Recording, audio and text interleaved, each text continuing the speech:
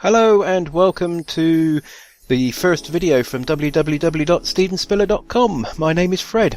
Today we're going to be talking about cloaking affiliate links in WordPress. As you can see here, we have a new installation of WordPress 3.8. All it has is the first post and the sample page.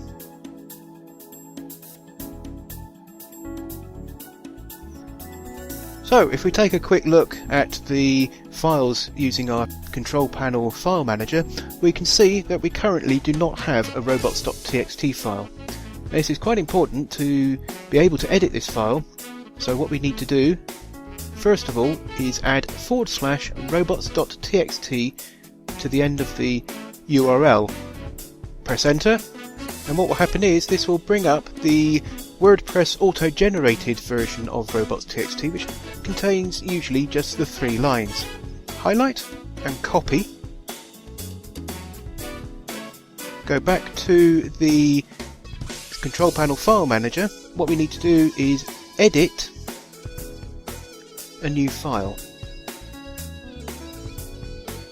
Put in robots.txt. Now you may need to put in a subfolder.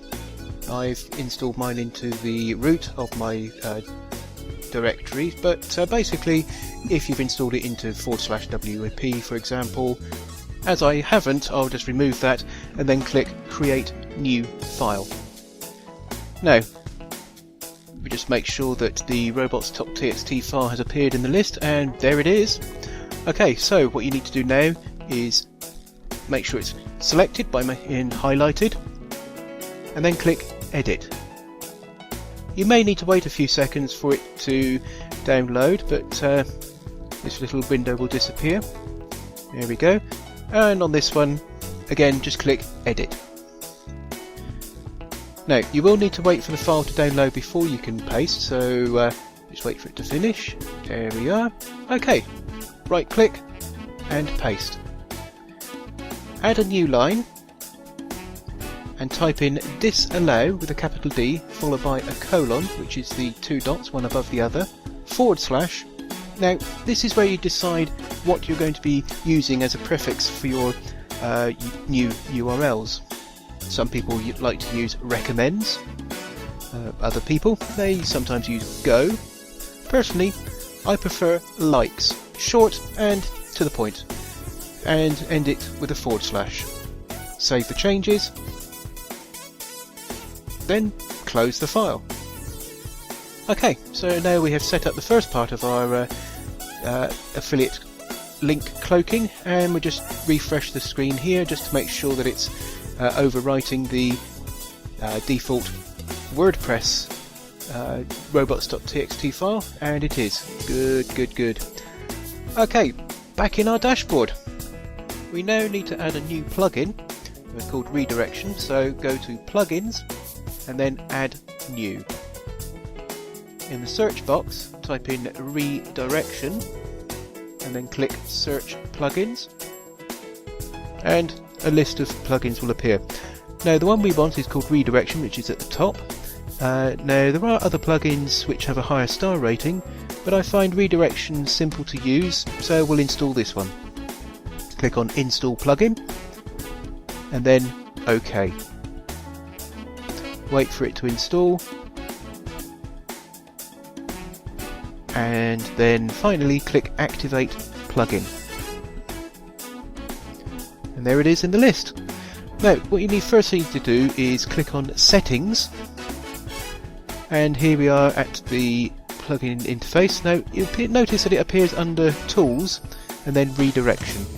So if in future you're elsewhere, say for instance in plugins or pages or posts, you just go straight to tools, redirection, and it brings you back here.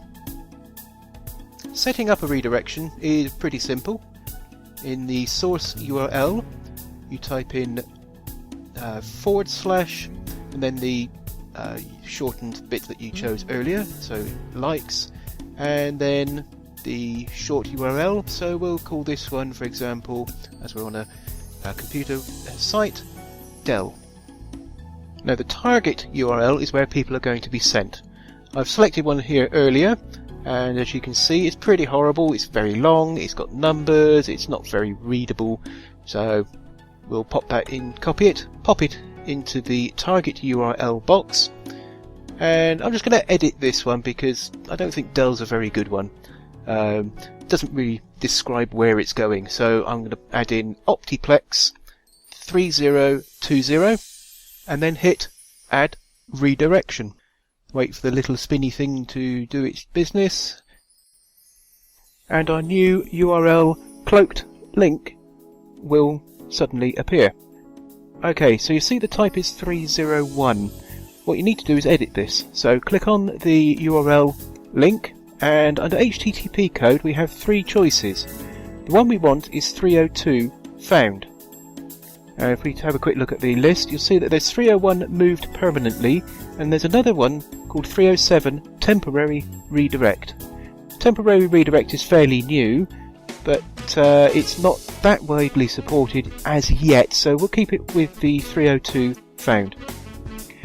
For title, give it a descriptive name.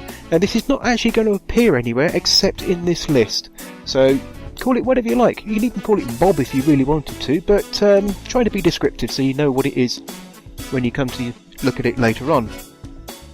Okay, so we're happy with everything there, and click Save. And there you go, job done.